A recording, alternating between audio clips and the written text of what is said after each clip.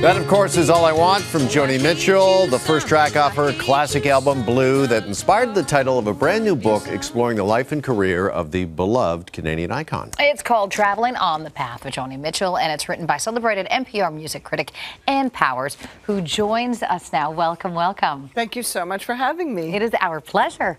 All right, so when writing this book, you chose not to contact Joni to really get close at all because you thought the separation would help the book, yes? I did reach out. I wanted her to know the book was happening because I was talking to many people in her circle, but I chose not to make it what they call an authorized biography, which is one in which the subject is very involved. I wanted the distance that would allow me to ask challenging questions, you know, and at the same time, what I got from that distance was the ability to stand in for a fan as well. You know, I mean, we all form imaginary parasocial relationships with our artists that we love so much, and I wanted to reflect that experience a little bit in this book as well. Part of the reason for that distance is it's because, I mean, you've described Joni as a bit of a daunting figure. Oh, yes. Yeah, why is that? Well, she's a legend. She's a mountain, essentially, you know, and I needed to climb that mountain and find my own path up the mountain, I suppose. I wanted to also be able to clear away a little bit the brush of her mythology and get to who she is and was as an artist, as a woman, you know, just as a human being, as a Canadian, you know.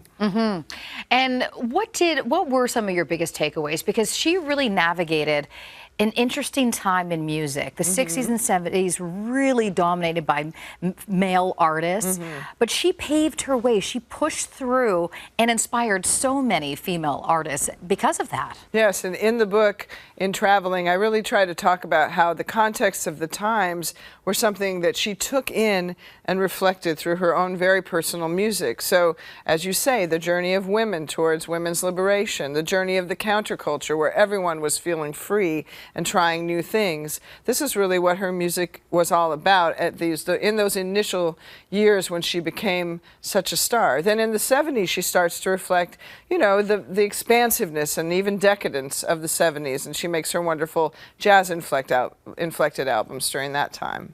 Let's talk a bit about Blue from 1971 that we featured off the top. And really the influence and the impact that album still has to this very day, because, you know, Kara's just talking about some of the influence that Joni's had. There really is a through line, I think, from Joni Mitchell to Sarah McLachlan to Tori Amos to Taylor Swift. Absolutely, and you know, Sarah's covered Joni's songs. All of those women you mentioned talk all the time about how influential Joni is, as do male artists as well, by the way. And you know, her peers like Herbie Hancock, you know, has made a whole record of Joni songs, for example. But Blue holds a special place in music culture. It really is.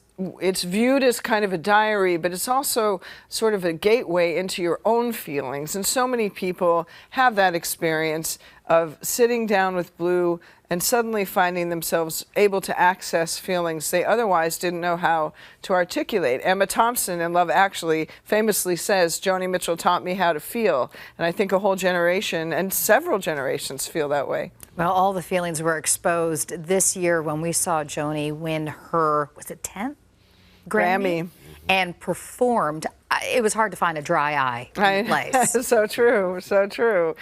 Absolutely. I mean, you know, here's the thing. Joni is coming back to us after she suffered an aneurysm and had to recover, had to learn to walk again, had to really learn to speak and sing again. And for her to be there and really see her emerging. And every new performance now, we see her a little more clearly. And in that one, you even see the twinkle in her eye when she said, you know, "Joni, they say I've changed." You know, she's there, and we love that about her. Yeah, absolutely, absolutely. Before we let you go, we wanted to reference a very cool Canadian music moment that was captured on camera. It's featured in the Netflix documentary, Rolling Thunder Review. What can you tell us about this impromptu jam session? That is a legendary moment. So here she is on Rolling Thunder tour. That was Bob Dylan's famous tour. She's hanging out at Gordon Lightfoot's house with a couple members of the band, and she's playing her song Coyote for them for the first time. You'll note they're trying to learn it, and it's very fun to watch the men's faces as they try desperately to keep up with Joni, as she is simply pouring out this song with its complex rhythms and complex chords, and they're, you know, they kind of keep up with her, but I don't know if they totally do. Yeah, and kudos to whoever. I mean, this is before cell phones and smartphones, right? Whoever decided to have a video camera. Yeah, where there. they were making a movie, you know, Yeah, that was capture the that thing. moment. Yeah, That's awesome. Yeah, it's and you know, it's funny because there's also a story behind that shot, which is that the song she's singing is allegedly about Sam Shepard, the famous now departed playwright and actor who she had a flirtation with on that tour. So also the guys are a little bit like, well, I wonder if she's going to write one about me, you know?